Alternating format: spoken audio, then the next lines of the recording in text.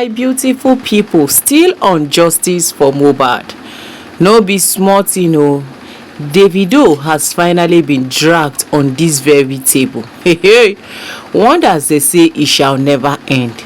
The question wey this aunty, our guest, ask be say, why did Davido send 2 million naira to be used not to do anything but to use it to bury Mohbad? Wetin be Davido own for inside Mohbad case, and why was he in a hurry for them to use the 2 million to bury Mohbad? My people, no be small thing o. This our guest really expose so many secrets for inside this very update wey una wan watch. So make I no take much of una time. Make una make sure say una watch am from beginning to the end so that una go use una ear hear am. Make you no be like say na me dey form wetin no dey. Still on this justice for Mohbad, we are getting closer to this justice. By the special grace of God, Mohbad justice is not negotiable. It's a must and we must sure get it. Make I no take much of una time. Make una come, make we gather watch am together. But before then, I still remember una humble get a kiss and me dey bring una latest ogbonge tori. If you never subscribe to this channel, wetin you gain? Abeg subscribe. Click on the notification bell so they go notify you anytime we drop tori like this. Let's go there, guys. To ascertain that what I am saying is the same thing. People that were with me in the house that were adults were asked questions. This is not a controversial case, so it is a case of somebody not sleeping and not waking up. It is a case of somebody sleeping tí ó dẹ̀ jí tá fẹ́ lọ jí tàrí jí mọ́ under how many minutes. Ọjọ́ ẹlẹ́rù kú bá mi pé so this is how pi is. Somebody I spoke to 30 minutes. Ẹ lọ jí kó wá jẹun, and that was it. Kò sí jà, kò sí nǹkankan. I was drilled. I was asked questions. I wrote statements. Autopsy was done without my consent as the wife. When somebody kpai, a young person, things has to be done the right way, which is they invite everybody present. But what we saw with Nigerian police, they went to arrest people that was not present. People that were not present 3 days before the incident were the people Nigerian police carry.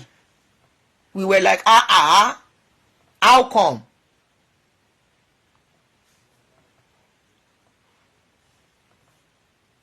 Those were the one Nigerian police arrested.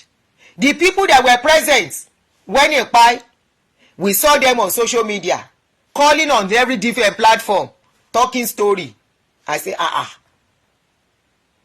this is not the first case Nigerian police is handling. How come this thing is coming this way? How come instead of asking the right person, they are inviting people that were not present? We started asking questions.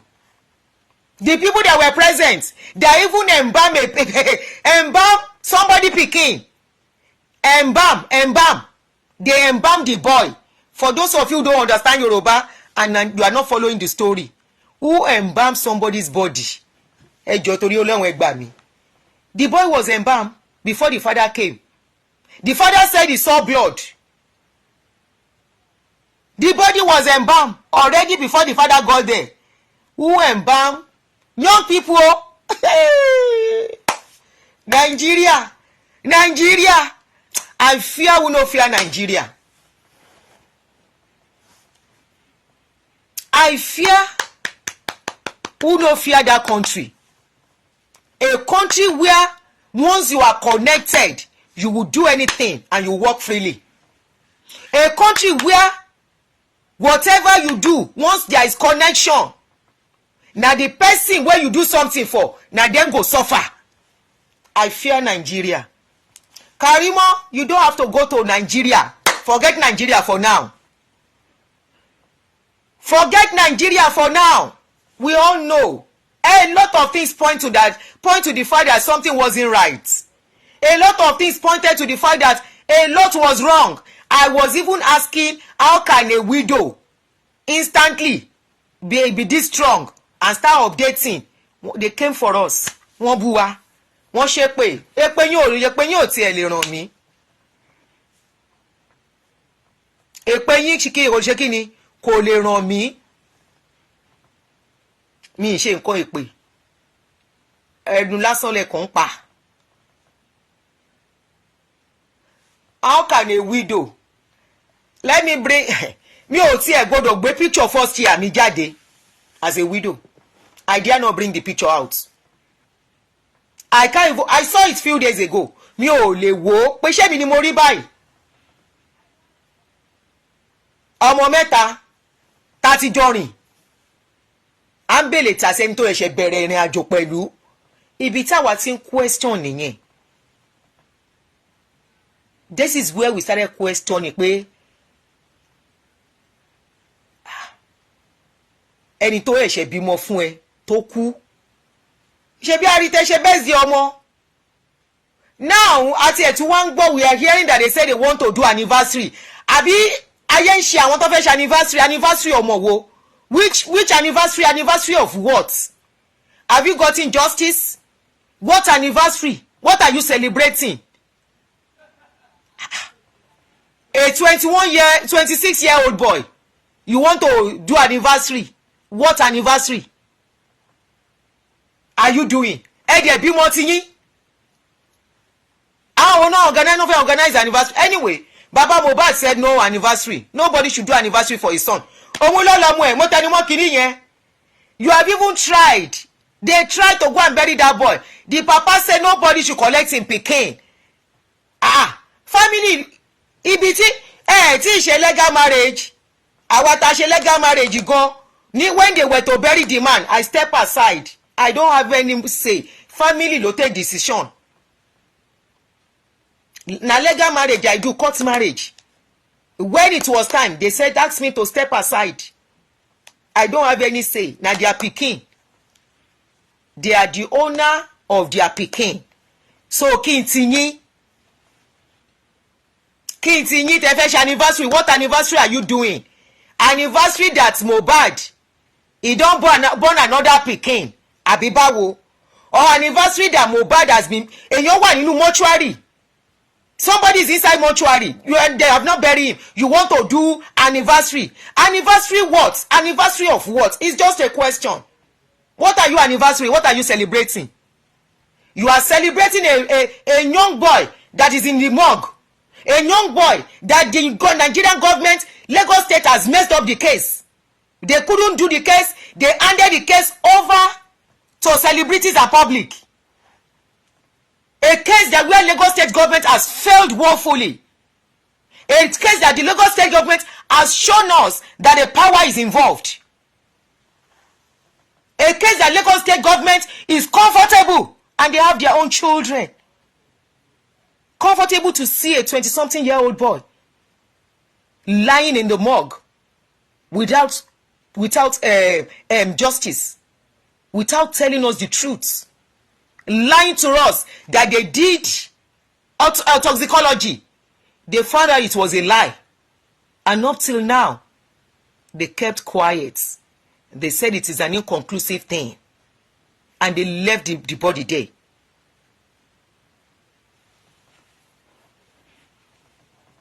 Is what you want to do anniversary for? Ẹ lọ ṣe anniversary àwọn ọmọ tí yín now. I have said it the last time. Ẹni tí òkú ọmọ bá wùn kó ṣe òkú ọmọ ẹ̀ náà. Oh, it's easy. Dẹ̀ máa ní àánú díẹ̀. What anniversary? Tí bàbá ọmọ yẹn bá ń káàkiri tó ń wọṣọ táwọn èèyàn ní kó máa wọṣọ. You think he's not missing his son? You think he's happy? His family has been messed up. His family is divided. The children he took care of are now turning back on him, all because they've been bribed with money or whatever. The children he took care of on his own, in his own way, the little way he could do it. I just said it. Ìyá ló ń dúró tọ́jú ọmọ. bàbá ò lè jókòó tọ́jú ọmọ, bàbá máa wá owó lọ ní ipò bá ṣe bá nìyẹn anywhere in the world. And that is why when parents are fighting for custody of the children, once the mother is in the mental state of the mother is okay, they will give the children to the mother. Baba mani visiting rights ni. You think they don't know what they are doing? No, it is mothers that have the emotional stability to take care of children. You now, the father, and yet we are the ones. We mothers are the ones, we women are the ones castigating men of not being there for children. We saw a father that could do little, that the son even sang for him. He said, Father, gather money, make I go poly. I go poly, but I no go class. Daddy, I am sorry. If that song does not mean something to you, that song means millions to people like us who did it alone and know what, not because we left the father of our children, death took him from us and we had to do it alone. And there are days, even till now, I wish he's still alive. Who knows the value of a child having a father in their life? The father did little he could do, and I will say much. The same father is the one you don't want to hear his voice. The same father is the one you want to cut on the neck because he buried the pikin in his confusion, and because you cannot sit down to analyze why he buried that boy. One of your celebrity was part of the reason he buried that boy. Why did Davido send money to them? That's a big question that Karimo should help us to unravel. Karimo once mentioned it, that Davido sent money. Nobody is asking question. Karimo, you need to tell us why Davido sent money to Baba Mohbad. Immediately that boy kpai. What is the role of Davido in that case? Who is linked to Davido and Mohbad for Davido to quickly send money to them? Karimo, you need to shed more light. Kole soon, so that you can put your head on the pillow and sleep in peace and sleep peacefully, not sleep as in pie. Why did they send money to that fat man? Hurriedly. Why? What is Davido's role in somebody's family by telling them to get 2 million to bury the boy? The father was in a confused state. The father does not know what was going on. The father has been telling his story and it has been consistent.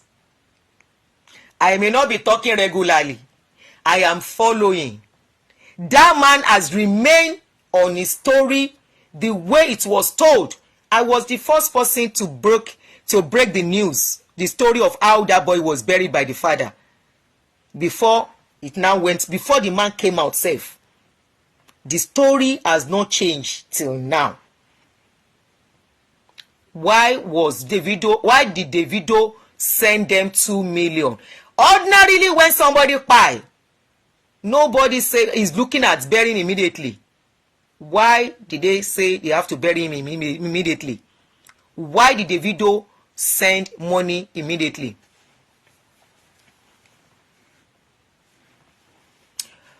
I think somebody said, I think Davido is... No. Davido is not supposed to send money immediately. You know why? Mohbad is a musician that was supposed to be a plan. Why will Davido think they need to bury him immediately? To send the war. A lot of things is... Karimo mentioned it. Karimo mentioned it that we should ask why Davido sent money. So she's the one that mentioned it. She will unravel it for us. Karimo, tó bá wù Nigeria police kan ṣe the right thing. Tó bá wù wọ́n kan má ṣe the right thing. Karimo, you just say your own story. Say what you know. Má hide wọn because àwọn people ìtàn bá rí ẹ wọ́n máa pa ẹ́. Níbi tọ́rọ̀ dé yìí. Kò sí family mo ti sọ fún ẹ. The last time I did your video, I said you don't have family. They are user. By the time they are done with you, they will dump you. and they will mess up your life. They will mess up that family that you are even building. Tí o bá ṣọ́ra. The only thing you have to do now, Davido, Karimo, unravel that question for us. You asked us. You said you throw the question to the public. I am throwing the question back to you, Karimo, that why did Davido send the money? That we are not asking question. You said it. So you have to tell us why now. You know why. You have to tell us. Karimo, gbogbo nǹkan tó bá mọ̀ lórí ọ̀rọ̀ yẹn. Tó bá jẹ́ ọ̀dọ̀ bàbá David, àmọ́ ní kí ló ń jẹ́ mo ní bàbá. Ọ̀dọ̀ Frayo Daddy Freeze ò tiẹ̀ nígbà ẹ̀ mọ́. Má lọ sọ́dọ̀ ẹ̀. Torí tó bá lọ sọ́dọ̀ ẹ̀ tí wọ́n bá pe Daddy Freeze kò ní dá ẹ lóhùn mọ́. So don't even bother going to him. Go to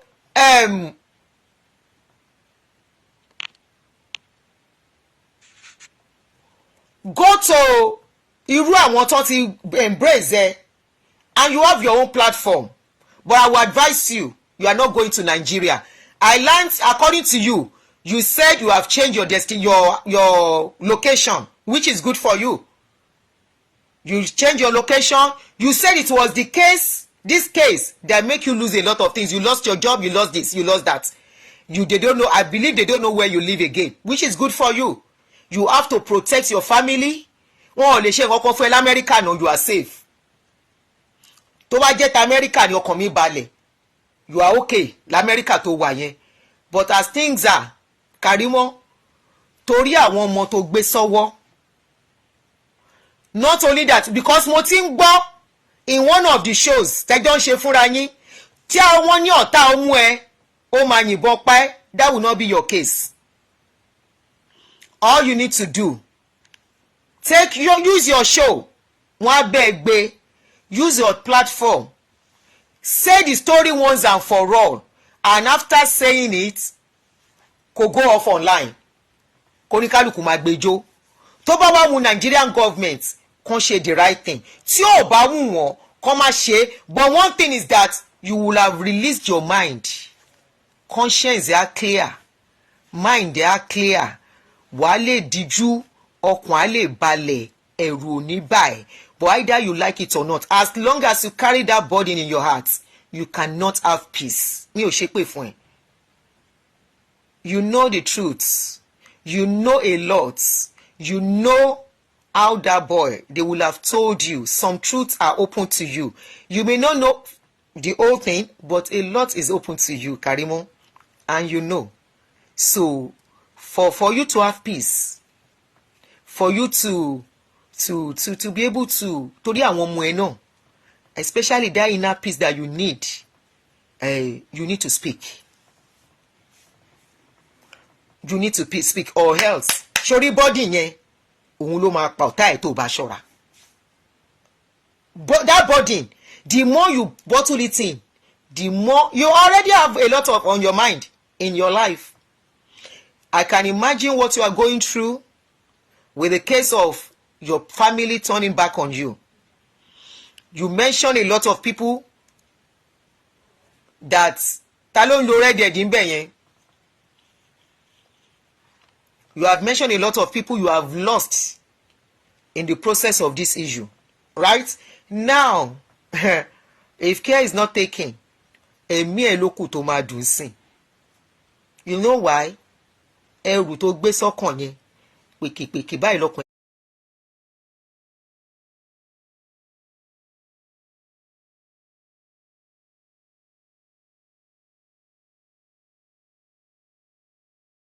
ẹ̀ máa ṣe.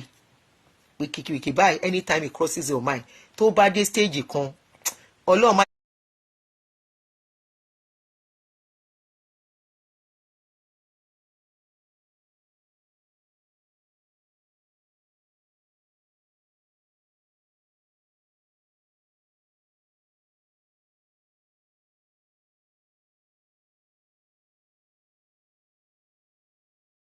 they say they will visit your past, they will do this. You know why? And I will tell you, if you love yourself, don't answer anybody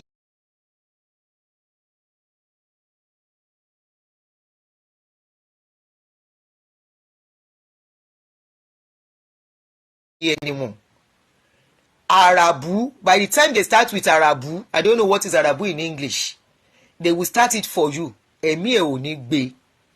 Those people you went to face on social media, they are used to what they are doing. I believe you are in America. You are supposed to have stepped up to be more posh, to be more classy. Don't roll in the mud. Oh, you don't need to roll in the mud at all. No, you don't need it. All you need to do, and I will tell you, please protect your family, protect your children.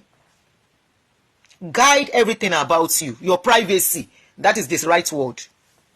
All you need to do, tell the story, every detail. If you have to start penning them down, pen it down. And you don't even have to do it live. You can do a recorded so that you'll be composed. You'll be more articulate. You'll be more specific and explicit when you are explaining things. Say what you know. Say what you know on this case. It's a public case already. It's a case that a lot of people, even here in America, knows. It's not an hidden case. Say what you know about the case. Say what your sister, I won't call her your sister. She's not your sister. Because sister is not by blood. Sometimes. Do a recorded video. Tó bá ṣe live, it might not be that easy. You will forget some things. When they come for you, you'll be distracted. Or if possible, somebody is suggesting, call Berekete. Ọ̀rọ̀ ti fọ́. I told you the last time I did a video for you, things have not gotten this worst. When I did video for you, I said you don't have family. They don't love you, and they will never love you. They will never love you. But need that if anybody ja. No. If you want to even create content from what has happened in your life, trust me, you will create content and you will put from your experience you can share with people. Despite everything you went through, today, Ọlọ́run ti fi ẹ́ ṣe olú ọmọ. Ìwọ náà wá ń wò. Ìwọ ló ṣe visa fún ìyá ẹ, àbò Ọlọ́run bí. Ẹni tí wọn ò bá tà. No. Òkúta táwọn ìmọ̀lé kọ̀ sílẹ̀, the stones that the builders reject, tó wá the chief cornerstone lọ́rọ̀ ẹ. Tí Ọlọ́run bá dẹ̀ ti gbẹ̀dẹ̀ ẹja ìjájà, kí ló tún kù? Ọlọ́run ti gbé ẹ ní jàkàrí. God has vindicated you despite your painful background and upbringing. He has vindicated you. He has made you the shining light of that family. When the incident happened, ṣebí wọ́n náà wá bá. Wọ́n yìí máa padà wá bẹ́ẹ̀ tó máa fẹnu wọn gbolẹ̀. Tí orí ẹ̀ tó bá jẹ́ orí tó máa ń jà, á máa jà lọ fún ẹni. Orí yóò dẹ̀ jà jògùn lọ. Tó bá jọ bí dẹ̀ ṣe ń wò ẹ́, ọmọ ńlá ni ẹ́. Ọmọ ńlá ni ẹ́, Kàrímọ́. Oh, mọ, you don't know yourself. Òun ló fà á. Tó bá mọ, if you know yourself, trust me, you won't beg for anybody's love. You won't. You are a special person. You are blessed. You are somebody tí Ọlọ́run dìdí gbé fún rẹ̀. Kò sí nǹkan tán lè ṣe sí ẹ. Speak your truth. Karimo, so that you can have peace. Speak your truth for the sake of your little children. And wash your hand off everything. Oh, ọlọ́pàá ò lè gbé ẹ. But because of what Nigeria is, they can use power to intimidate you. That's why I say don't go to Nigeria again for now. Say your truth. All that you know, the ones they have told you, say it out and wash your hand away from them. And know that all you have in your life, apart from your daddy that you love, apart from whoever you love, that you know, but at this time you can't even trust nobody. Trust your husband and your children at this point. Those are the only people you love, and those are the people that love you. Take it or leave it. And your father, you say your father is a wonderful man, he loves you and you love him. Continue to take care of your father from where you are. Face your family. Face your children. Nǹkan yòówù tí wọn bá wá sọ lórí social media kò kún ẹ mọ́. Your TikTok page máa ṣe nǹkan tó ń ṣe lọ́nbẹ̀ tẹ́lẹ̀ before this wahala.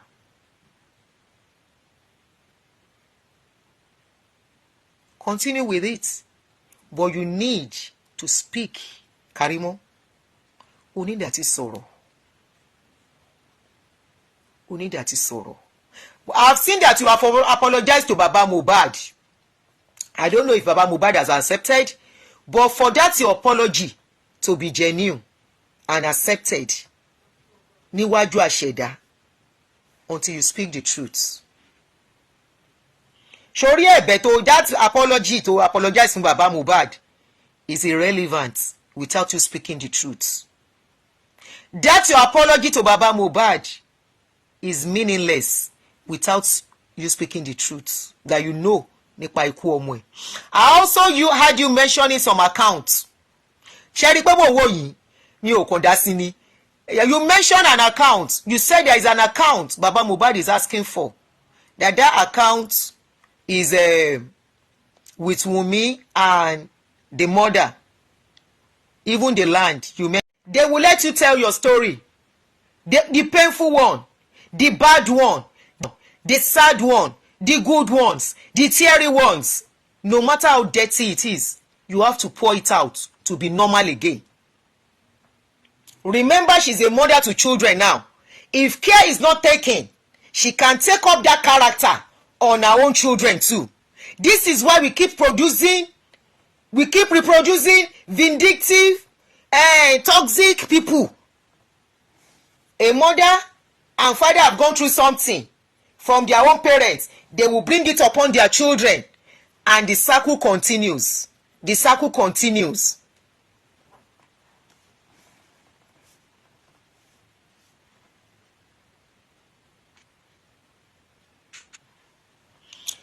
Now, let me play what Karimo said today. Karimo, continue to get your healing your own way. I'm not going to fault you on that. I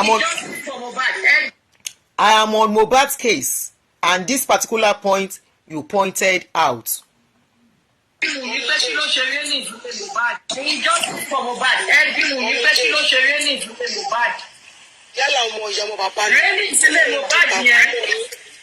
Lẹ́yìn ìsílẹ̀ Mohbad yẹn kò dédé bàjẹ́ o. Ìjà tó jà lálẹ́jọ́ yẹn tó lura ẹgbẹ́ wùdí kẹ́bí nǹkan tó fàjà yẹn. Ó bọ́ta kó ṣépè sí pé òun ò bá Mohbad ìjà tó tó kú. Wọ́n lórí burúkú ọmọ yìí. Ìjà tó bàjà kẹ́ tó lọ pe nọ́ọ̀sì bọ́ta kó wá ṣàlàyé. Wọ́n lórí burúkú ọmọ yìí. Wàá náà bèrè tó bẹ́ẹ̀. Wọ́n ní òbèrè tó bẹ́ẹ̀. Ẹ lọ ń dìg ní pásítì mi.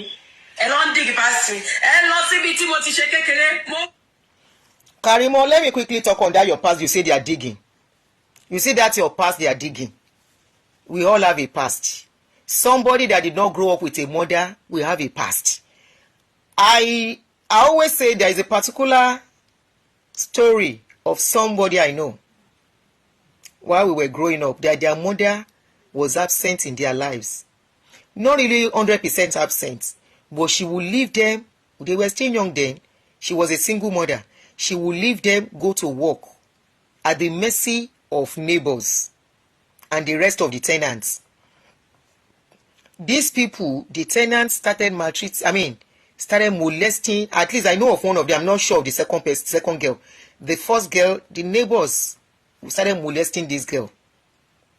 Today, her past did not haunt her. She's married with kids. There are some errors that will happen in your life that you don't have power over. Karimo, do not let anyone hold you ransom from speaking the truth on that. Tí wọ́n bá máa expose yẹ past yẹ jẹ́ kán expose yẹ. Àgbọ́rú eléyìí rí àfíndẹ́rù bọ́ lọ́rọ̀ ni. There is nothing new under the sun. You yourself have told us that you were abandoned, so we should expect anything. It is not your fault. Karimo, do not let anyone shut you up with that. O ní láti sọ̀rọ̀. You have to talk. Karimo, you need to talk for your own good. And I will tell you. But as for that your past, they say, you said they are digging. Let them dig it. There is nobody, especially, I repeat, if you don't have parents physically that are there to checkmate you, there is nobody that doesn't have. Such people have some past. Could I see big deal? It was because there was nobody to checkmate them. It was because they don't have a parent, they don't have a mother, a father that will draw their ears and say that place that you are going is not good. That kind of thing should go back to the parents that failed that child at that moment. Yes. If I always tell somebody, I say, if a child fails in some things, go back to the parents. And that is why I look at people who send their children to all these religious people and say they are to mentor their children. In the process of mentoring your children, they are abusing your children for you. You are the one that gave birth to your children. It is your duty to take care of them. It is your duty to put them in the right path in life. It is your duty to put their feet where they are supposed to go. If you are alive and your minor child is going where they are not supposed to go, you are the failure. It's just like when parents will say, don't you know I'm your mother? You don't know I'm your father? The day you start introducing yourself to your child, it means you have started failing. It means a lot is going wrong already. The day you have to tell your child and remind your child that don't you know I'm your mother? Don't you know I'm your father? It's like the case of a husband and wife, and the husband has to remind the wife, don't you know I'm your husband? Failure ti wọlé nìyẹn. Karimo, let them bring whatever they want to bring. Now, you said on that day that they fought. You said they fought and the rail of their house got broken. Bawa repeat here. What happened to the railings?